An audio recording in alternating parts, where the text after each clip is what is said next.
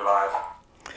Hi, welcome to Rontime, number 18. It's June the 20th, 2014, the day after Juneteenth.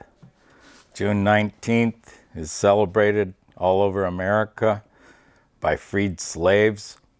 And at this time, without further ado, I'd like to introduce the new presidential SpokesMonkey, who will cite verbatim a presidential proclamation written by yourself a year and a half ago and sent to the president multiple times through multiple channels for his opportunity to read the proclamation himself. But since Jay Carney has just announced his retirement and left the White House as the presidential spokesperson, this evening it's my privilege to introduce to you the presidential SpokesMonkey of the United States of America.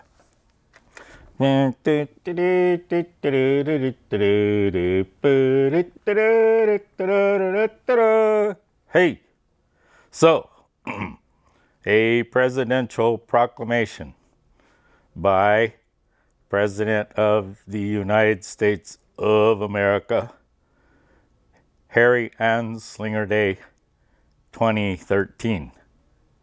In retrospect, Harry Anslinger, as founder of the Federal Bureau of Narcotics, testified before Congress in 1937 for the Marijuana Tax Act hearings that cannabis caused white women to want to dance with black men, and Puerto Ricans, entertainers, and others, and therefore needed to be classified a Class 1 narcotic, far more dangerous than Class 2 cocaine or Class 2 heroin.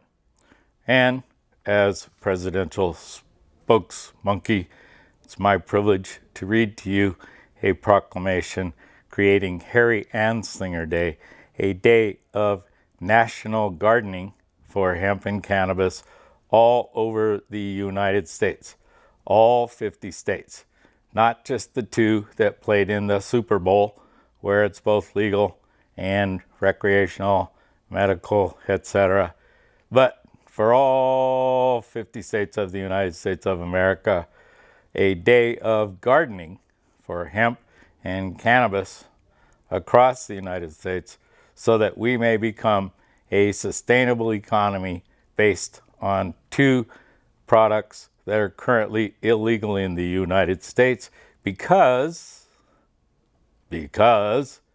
in 1937, a white supremacist racist lied to a congressional hearing and made cannabis a Class 1 narcotic.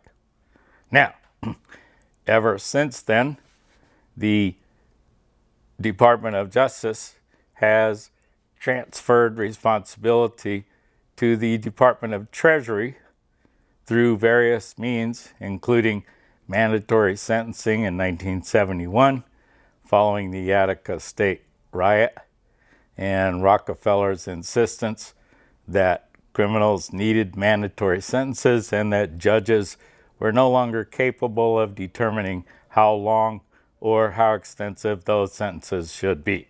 So, as presidential spokesmonkey, it would be my recommendation that the president legalize hemp and cannabis on a nationwide basis, stop the war on drugs, declare truce, tell the truth that the DEA suppressed studies for years and years and years that proved that cannabis cures breast cancer in all three forms without any residual damage and without any kind of collateral cellular structural interference whatsoever. So, as President of the United States, I, therefore, Barack Obama, declare April 20th every year to be a National Day of Gardening in honor of Harry Anslinger, who lied to the Congress of the United States and through the use of a fraudulent artifice, created cannabis as a Class 1 narcotic, forcing any nation who wanted to join the predecessor to the United Nations, the Organization of American States, etc. We pressed them to have a cannabis law on all their books in all major countries who were party to treaties with the United States. And ever since then, we've been playing cops and robber games with this cannabis thing. And now, in America, every 37 seconds, an American is arrested for cannabis. Now, if you're arrested for cannabis in Tucson, Arizona, and you're 20 years old, and you're driving your mom's car, and you got a $20 bag in your pocket, you can expect your car to be impounded. You can expect your bag to be taken away from you. You can expect to be fined $1,450 in city court for possession of cannabis for a $20 bag. And, by the way, it turns out this is not an addictive drug, nor is it a gateway drug. None of the real statistical data supports this. But as long as all those lobbyists from K Street keep sending money to the Congress of the United States, they're not going to act on this at all. So it's up to me as the first spokesperson for the first black president in the United States to say that this particular game of cops and robbers has a severe consequence on people of color, because in our prisons, 4 out of 5 persons are persons of color. Coincidence, you ask? No, it's because enforcement of cannabis laws is so much simpler on people of color than people who are white, who have good lawyers, who can find the defense necessary to keep themselves out of mandatory prisons and for-profit prisons where they work for 20 cents an hour for the Koch brothers. Who? The Koch brothers. You know, the guys pushing the Keystone XL pipeline so they can each make $20 billion in profit. Each. $20 billion in profit each for the Keystone pipeline.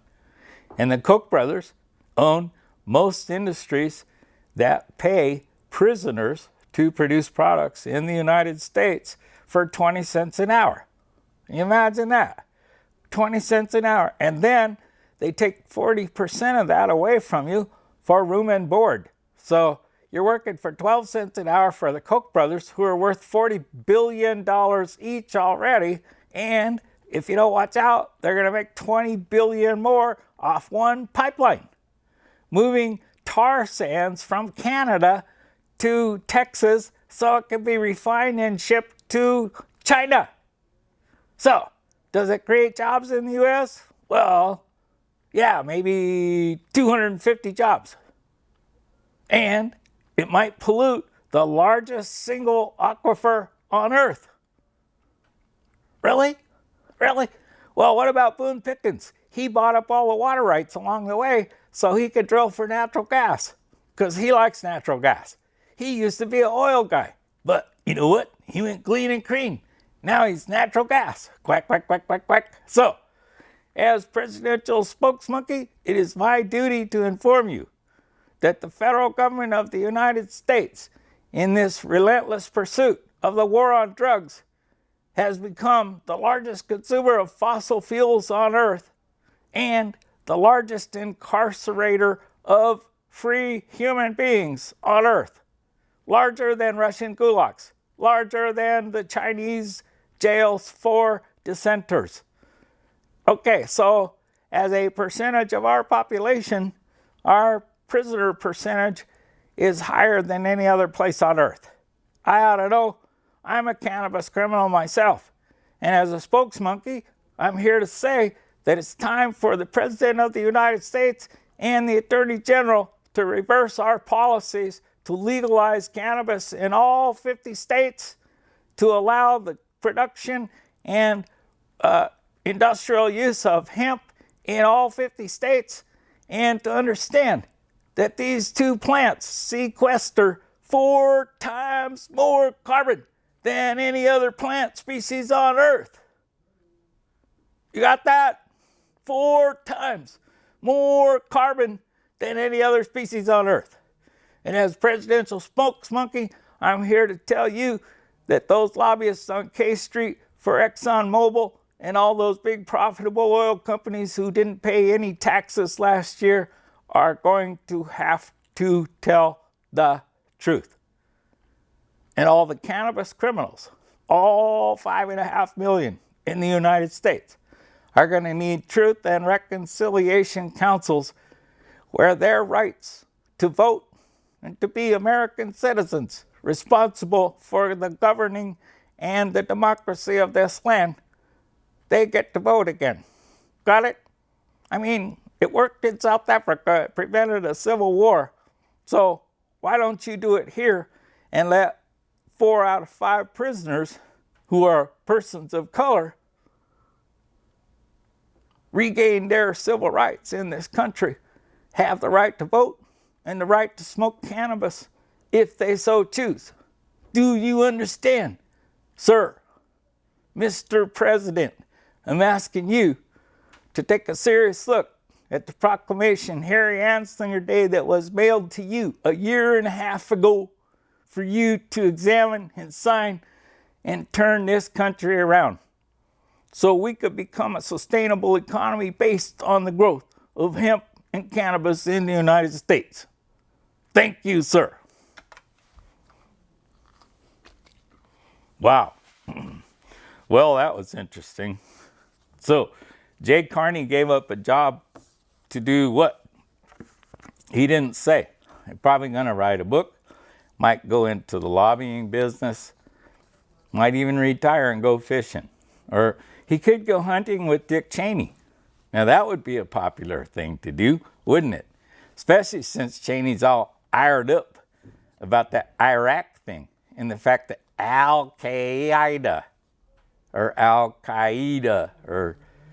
El Ching, whatever, how you pronounce it, has arisen in Iraq and taken over all the cities that were so hard fought by American blood, American treasury, and American deceit. There was no yellow cake. The aluminum tubes were not for any kind of centrifuges or bombs or rockets or any of the things that Dick Cheney lied to us about. And when they went in there to begin with, they already had a map drawn out of which oil company got which parts of which fields to drill where they said oil would be found and would flow to the American people, thereby reducing our prices and giving us a longer, more secured supply. Well, Mr. Cheney and Mr. Bush, neither one of them ever bothered to fact check anything that they were doing. They put lawyers on it right away to make sure that if we captured anybody, it was going to be legal to hold them in unknown cells in unknown countries where they would be sequestered in isolation, subjected to loud rock and roll music 24 hours a day, kept in cells where they had no idea if it was daytime, nighttime. There was no time. And they had their attorneys look up all of the treaties that we had signed and found out that, gosh, we didn't really have to honor any of them if we didn't want to, because we had been attacked on 9/11 by mostly people with Saudi passports, and the only aircraft allowed to leave American airspace during the entire nationwide lockdown were Saudi royal family 747s. So,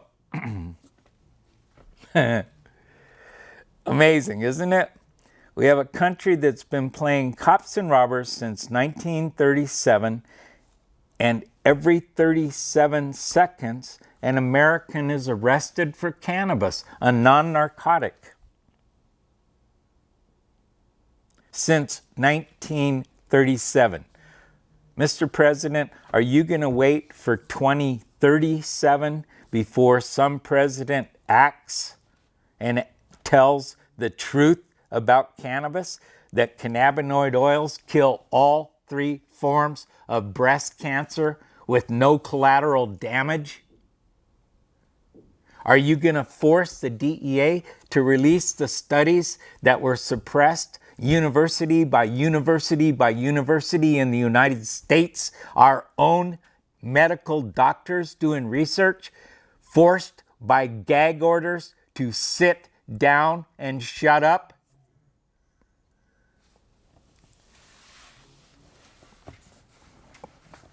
The Congress of the United States, the place that voted for their own membership to make it legal to do insider trading on information gathered in closed, secured hearings. If you and I did it, we would be put in jail. But if the Congress does it, it's okay. It's part of the privilege of representing the American people in Washington, D.C., the biggest frickin' money mill on earth. The federal government of the United States consumes more fossil fuel and therefore creates more pollution than any other single user on the planet. And they have been in conspiracy with the energy companies for so many years that the most profitable oil company on earth didn't pay any taxes on their most profitable year ever. But then again, you know, the National Football League is a non-profit, non-tax-paying entity.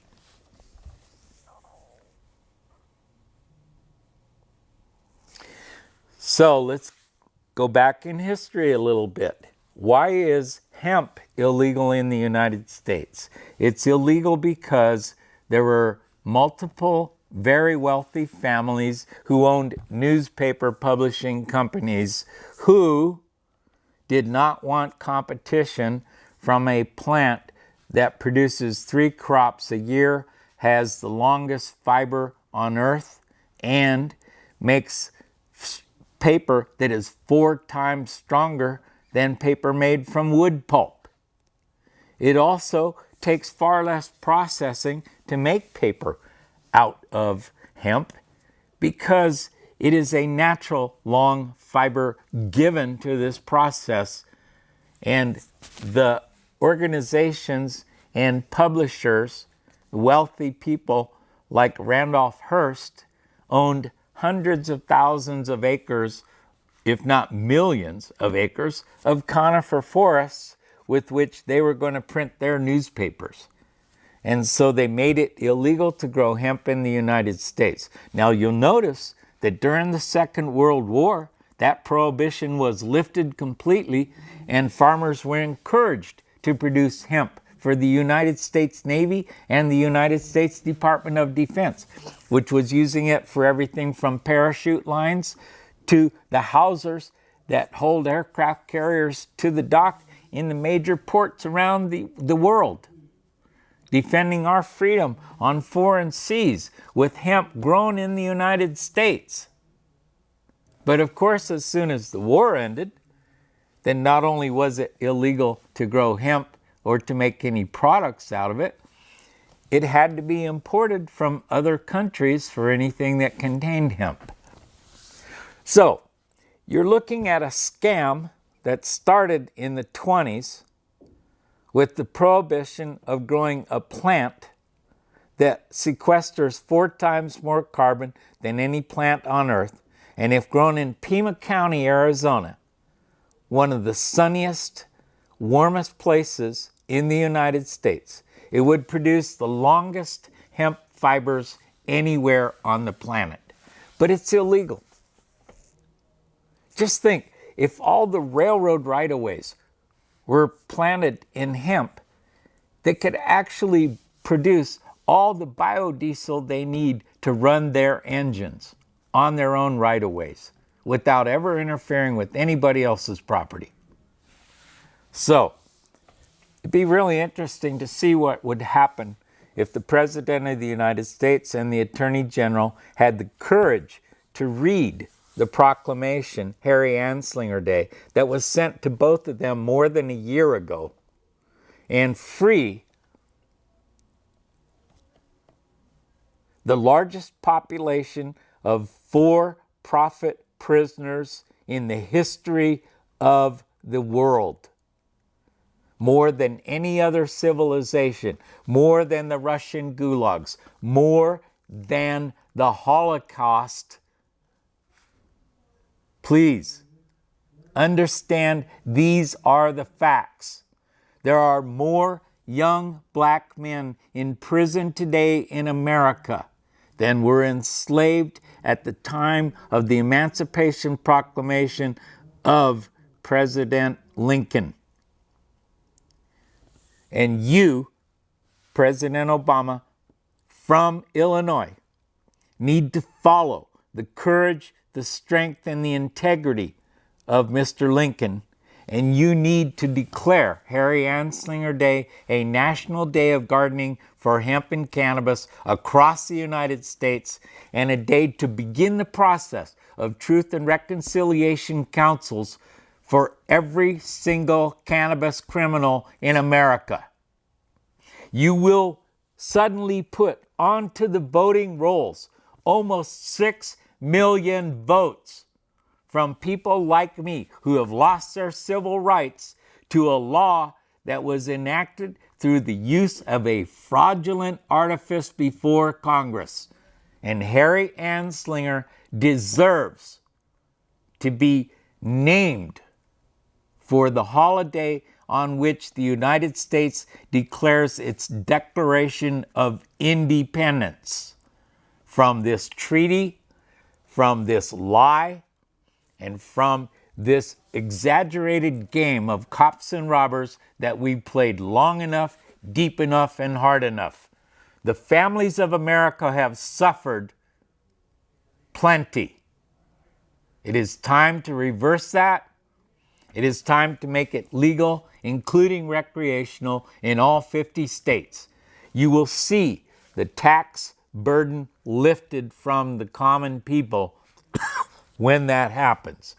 You will see state legislatures and the federal legislatures having positive balances on their budgets, because these are highly productive crops that do not require insecticides or fertilizers. There are very few species of bugs that will ever inhabit or eat a member of the hemp or the cannabis family. And if it is properly treated and grown, it represents the largest pharmacological advance in our lifetime. So it's time to stop the big white lie. It's time to allow kids with spasms to have tinctures of cannabinoid oils to stop their seizures. It's time to allow women with breast cancer a naturopathic, organic solution that does not require the devastation of chemotherapy or the invasion of radiation. It is time for you to act. And before you put your 2 kids to bed tonight, you need to read this proclamation and consider signing it on behalf of the American people and on behalf of all of us who are cannabis criminals. Thank you and have a good day.